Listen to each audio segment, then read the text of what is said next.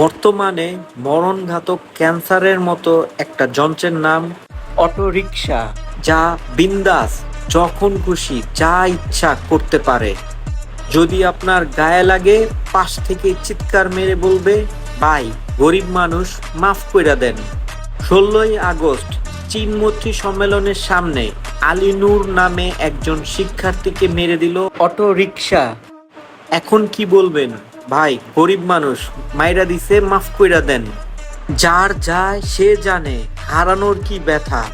প্রতিদিন হাজার মানুষ ক্ষতিগ্রস্ত হচ্ছে এই রিক্সা ধারা, হয়তো বা আবার অনেকে উপকৃত হচ্ছে। সবকিছু বিবেচনা করে রিক্সাকে লাগাম টানা উচিত। রিক্সাকে সরকারিভাবে বৈধতা দিয়ে জাতীয় বাহন করা হোক, অন্যথায় অন্য সকল যানবাহনের আয়কর, ট্যাক্স টোকেন, মামলা মওকুফ করা হোক।